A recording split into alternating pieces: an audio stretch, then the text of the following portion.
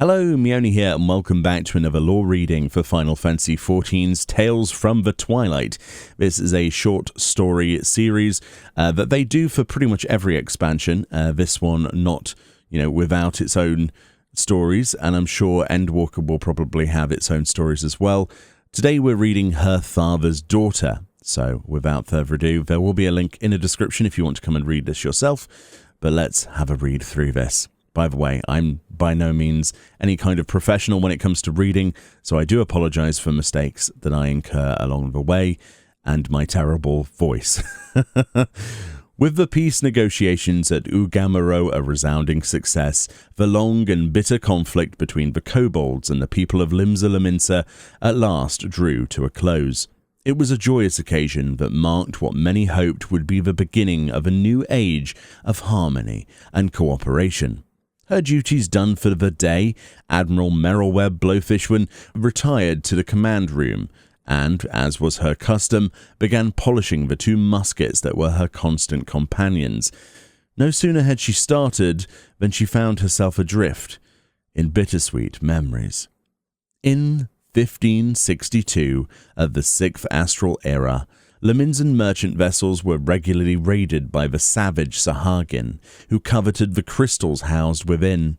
Crystals were the foundation upon which the nation's metalworking industry flourished, and should the supply be interrupted, the furnaces would go dim, and smithies forced to set their hammers aside. Fortunately, one man had a mind to set the situation to rights. Blowfish Blowfishwin, former captain of the League of Lost Bastards, and one of the most dangerous pirates in the realm. While he had yet yielded his command to his daughter Merylweb some years ago, he still wielded much influence among his fleet.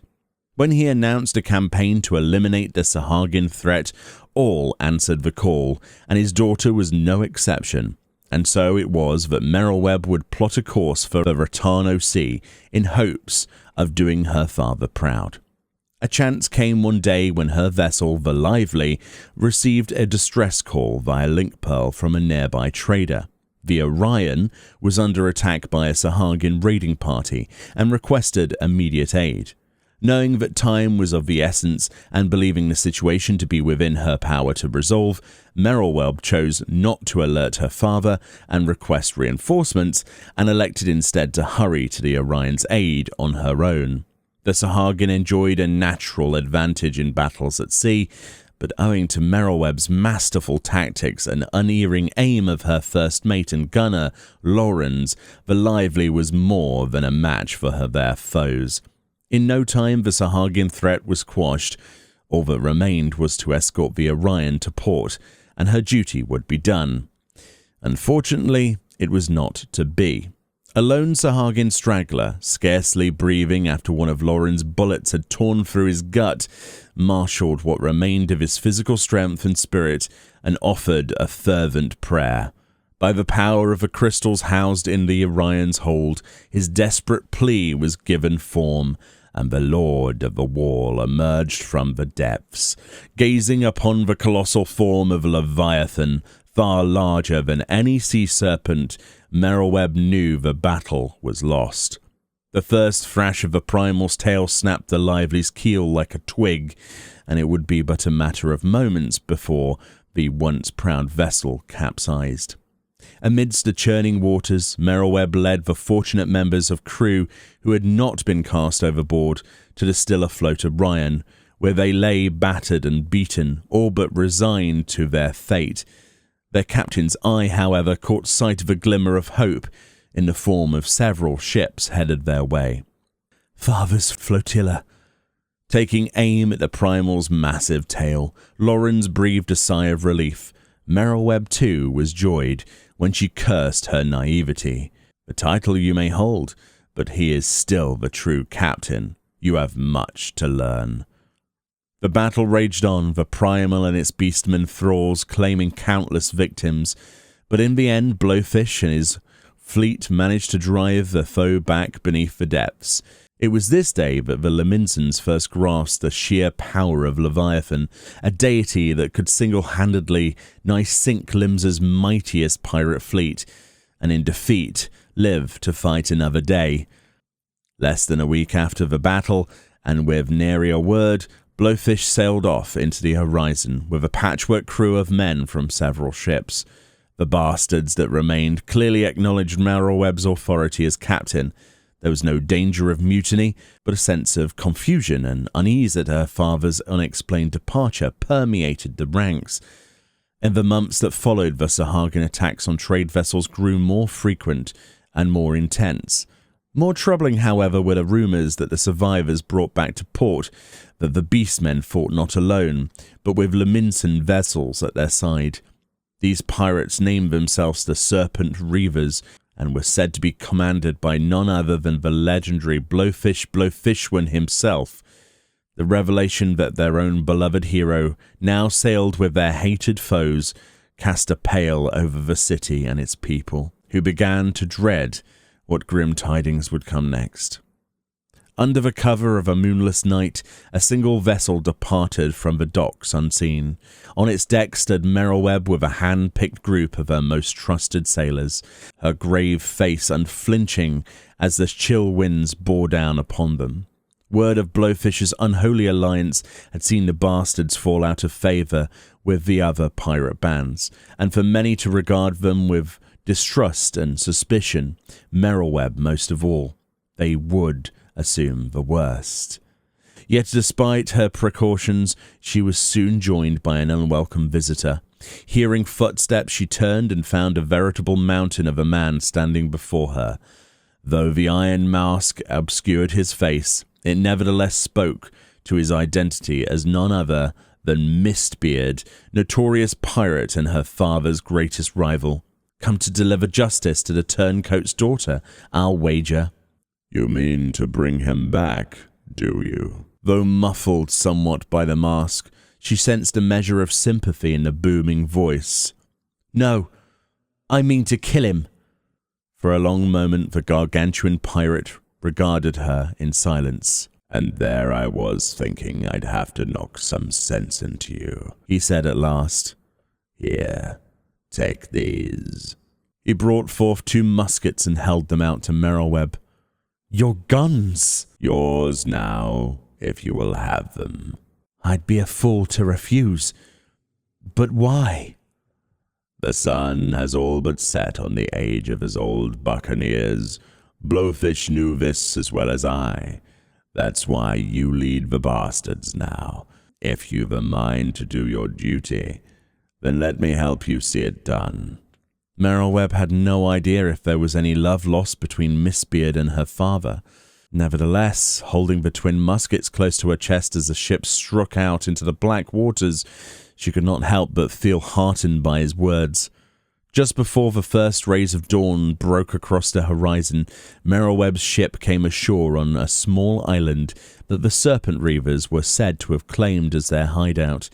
And indeed, after she disembarked with a party of axemen and ventured ways inland, they were set upon by a motley band of pirates and Sahagin sentries.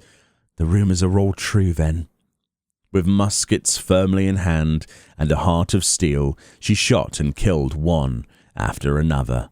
Among her adversaries were former companions and childhood friends, though their wild-eyed expressions rendered them nearly unrecognizable. Alas, though she fought bravely, her foe was legion, and one by one her axemen were wounded or worse. So this is how it ends. Merylweb had all but resigned herself to her fate when a shot rang out, and a Sahagin a few feet ahead of her crumpled to the ground. She whirled and came face to face with Lawrence, her trusted first mate, from whom she had gone to great lengths to conceal her departure, and failed, clearly. What in the 7 hells are you doing here? I'd be a sorry first mate that lets his captain get herself killed on a suicide mission, no? Lawrence fired back with a grin. Merylweb scoffed. If you'd taken any longer, that's exactly what would have happened. What can I say? Lawrence shrugged. Ye were gone by the time I climbed out of the old, and you didn't have the courtesy to leave a map. The captain and her mate carried on with their spirited banter as they engaged the Reavers in perfect harmony, Merylweb taking deadly aim with her muskets as Lauren supported her from a distance. They made short work of their foe and gave her allies a chance to regroup, and when the dust had settled, she sent them back to the ship with the injured. Together with Lawrence, Merrill-Webb forged ahead towards the center of the island, where they came upon the entrance to a cave. It was deep within the caverns that they finally found Blowfish, or at least what remained of him. The once imposing figure had wasted away. His pale skin clung to his emaciated frame, and his flowing locks and beard were flecked with white and grey. His slack jaw hung open, and spittle pooled on the earth below.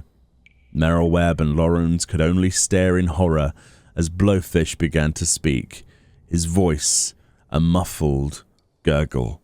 "My daughter, Lawrence, have ye come to join us?" Lawrence glanced at Merrill-Webb, who stood in silence before answering in her stead. "What in the name of the navigator happened to you, Captain?" "It is impossible for mere mortals to stand against the power of a god," Blowfish intoned, as if in a trance. "Swear allegiance to Lord Leviathan, and we may live free beneath the waves." Had it been years later, when the nature of primals was better understood, they would have known then and there that the former captain had been tempered, and regarded him not with scorn, but pity.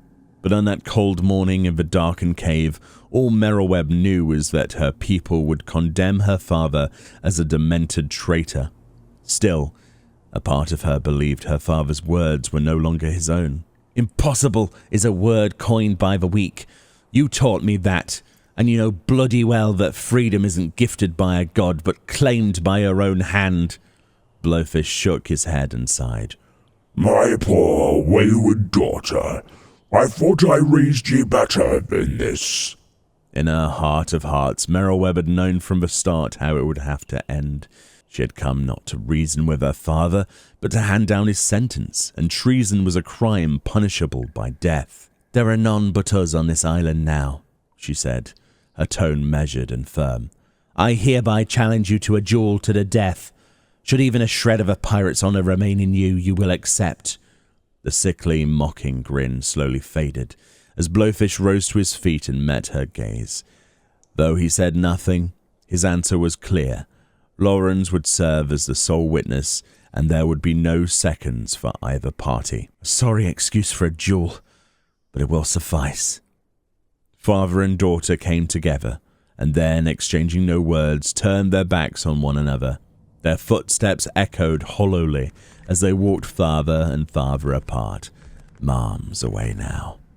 She recalled the day she'd lost him, doomed him to his fate with her arrogance and recklessness. They came to a halt at opposite ends of the cavern and awaited the sign. Lawrence extended his right hand, slowly opening a clenched fist. The gold coin caught the light as it began to tumble through the air. Orphaned while still a babe, Lawrence had known no family but the bastards, no father but Blowfish. "It'll be my bullet, my burden. Even so, I'm sorry to make you a part of this." The clink of a coin striking the ground resounded throughout the cave, and in an instant, father and daughter spun to say farewell. Merrill-Webb's bullet flew straight and true and buried itself into her father's left breast, musket still dangling from his hand. Blowfish fell to his knees. "Merrill-Webb, Lawrence, I'm sorry I had to put you through this," he managed between ragged breaths. "Promise me you'll do me proud." The smile in his last moments was that of a father Merrill-Webb knew and loved. Lawrence stared down at the motionless body of his former captain. "This ain't over. That goddamned primal is still out there, and our ragtag band ain't equipped to finish the job."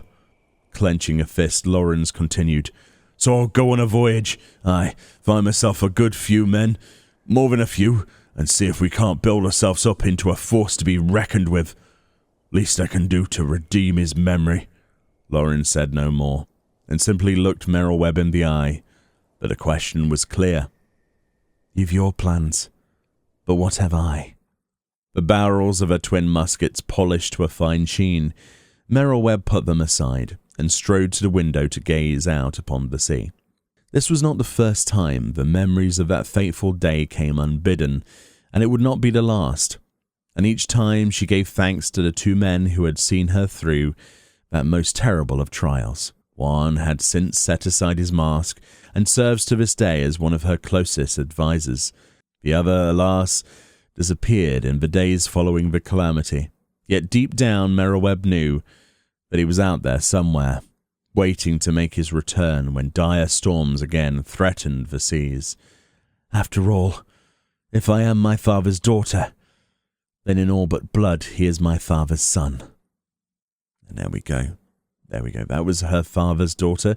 A tale then of Merriwebb and her father, which honestly, apart from my mispronunciation, and I'm sure people will comment about that in the comment section, I didn't know anything about, really. That's quite an interesting story.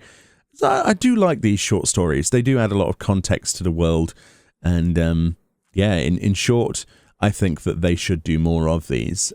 We were very much blessed to have 5 this time around. I hope that they continue to allow for the writing of more within Endwalker. And hopefully they put together another book. The first lot of side stories were put into a book called The Chronicles of Light, which you could actually originally purchase, so you could actually read this yourself, which is what I used to do. So hopefully they do the same. I did actually enjoy them in a hardback form, but plenty more stories to write, hopefully, and a lot of lore to get stuck into there. But that's truly fantastic. I never knew about that. And we've got some important dates and things as well. Let me know what you think about my terrible reading of that story below. Thank you so much. Please try and remember that this is not something that I do professionally. I am not very good at reading things. Yeah, sorry about that. But much love. Enjoy the rest of your day. Enjoy the other videos that I have on my channel. And I'll see you all next time. Bye-bye.